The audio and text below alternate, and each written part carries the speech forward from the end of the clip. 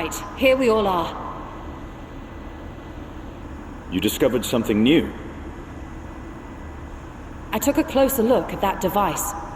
I was able to determine how it keeps the void gate sealed, but not how it might instead be employed to expand the opening.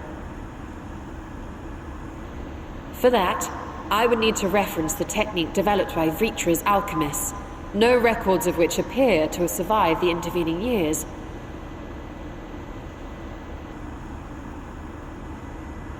We know this, so why have you sent for us?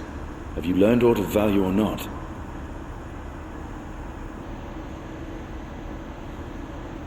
Patience, good sir. One must introduce the subject before launching into specifics.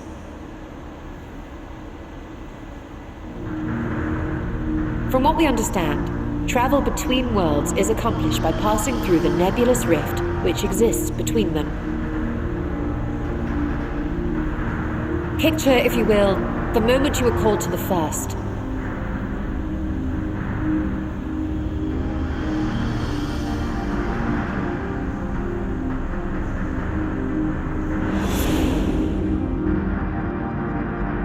You touched a focus of some kind to help the Exarch pinpoint your location. His summoning spell then channeled the energies of the Crystal Tower to begin your journey to his world.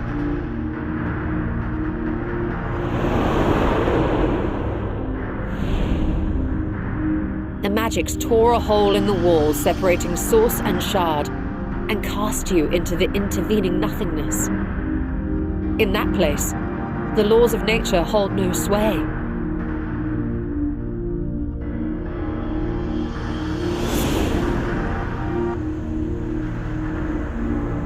Yet even through this realm of temporal and spatial instability, you were borne safely to your destination in the first. The feat that guided you across such an unimaginable distance, both physical and metaphorical, was nothing short of a miracle.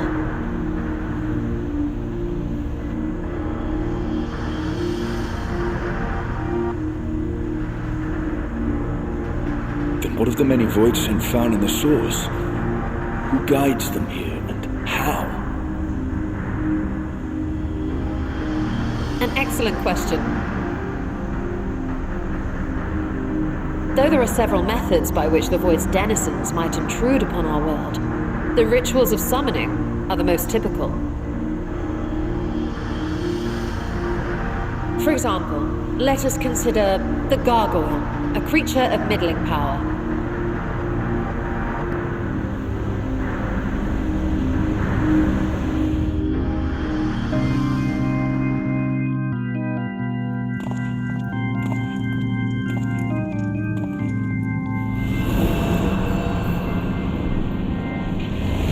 Upon such an entity, the prospective summoner must force open a void gate.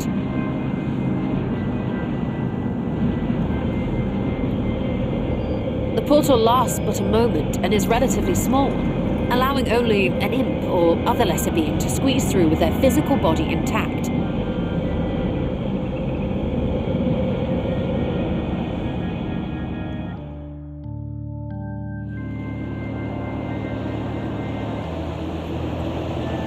Our more powerful gargoyle, however, is too large for that.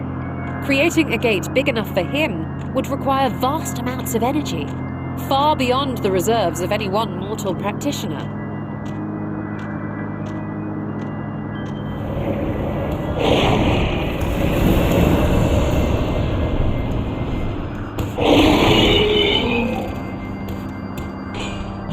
Instead, 'tis far more common to bring over only the entity's soul. We had a taste of that ourselves when a certain Exarch dragged us to the first.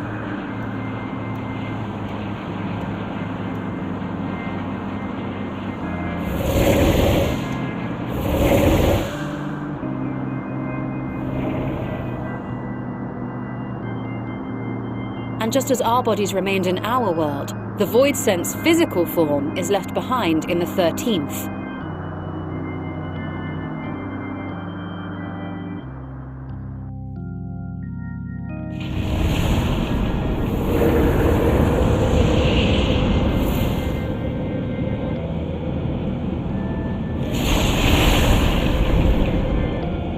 Once at its destination, the summoned soul is granted a temporary shell to inhabit. In the gargoyle's case, a stone effigy has proven a suitable vessel.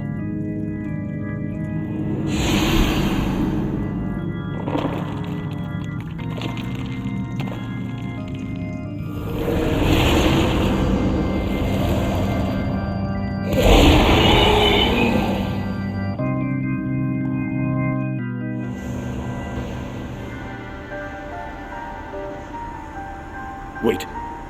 You said that Voidsent must be called here deliberately by someone in the source, reeled in like a fisherman with his catch. Exactly.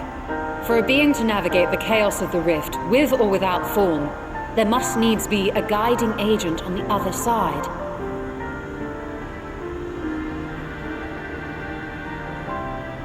When the hordes poured forth from Alag's Great Gate, it was the technologists who drew them through. Though to my knowledge, planar fissures are in essence natural passages between our world and the void, which require no such guidance to traverse. Why is only the boundary between the source and the 13th so fragile? So much so that it often tears open of its own accord. I believe solving that mystery is key to understanding travel between the source and its reflections. And how do you intend to get your answers? No, the danger is too great.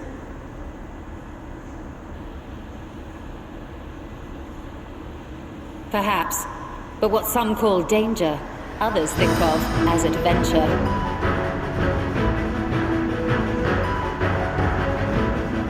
Were you not listening to my tale? Never mind that the means to expand the gate has been lost to the ages.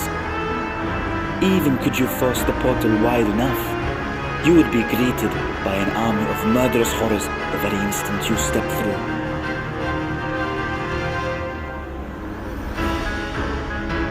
I assure you I was most attentive, and I agree that to go alone would be certain death. But if I were to bring along one who has already braved the 13th, and humbled the cloud of darkness, well, I imagine my chances will be much improved.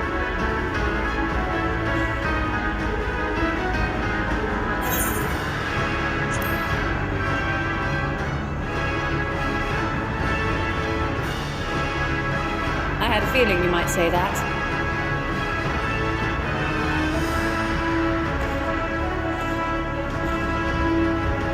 Once again, I put my life in your ever-reliable hands.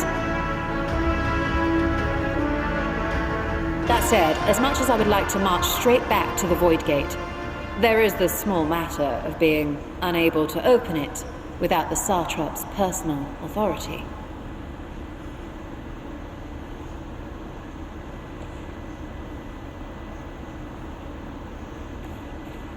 As I've said before, I will grant you and yours any boon you choose to name, provided it does not endanger my people. You have my word that we will take every precaution. Not a single Voidsent will be allowed to threaten Radzat-Han, assuming we manage to expand the portal in the first place. You have a plan. Actually, I had hoped you might help us with that. I presume the alchemists you retained supplied you with some explanation of their methodology. That they did. House Daymir was overseeing the project. Daymir. Ah, yes. The family associated with the great work.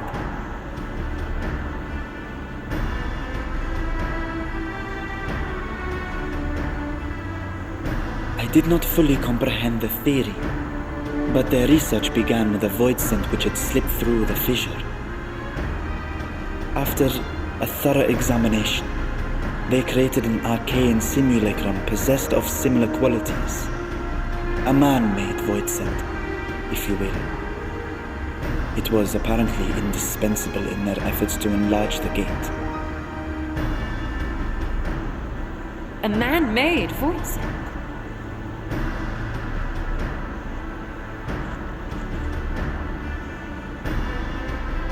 Yes.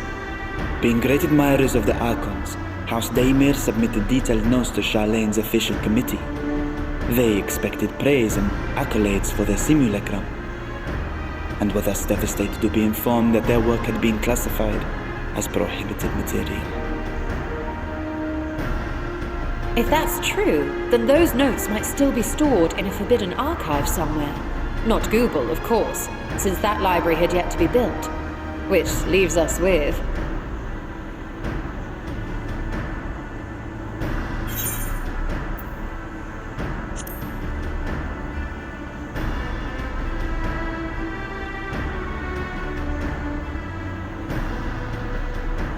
Indeed. Numenon's restricted stacks may very well hold a copy.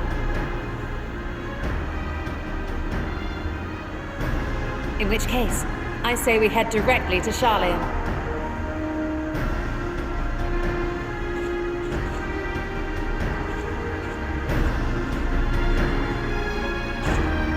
Unless you anticipate needing help to reach the high shelves. I see myself being of little use. Go on ahead.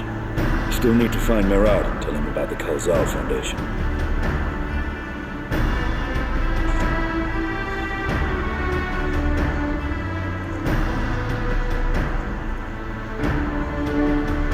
Let us be on our way as well.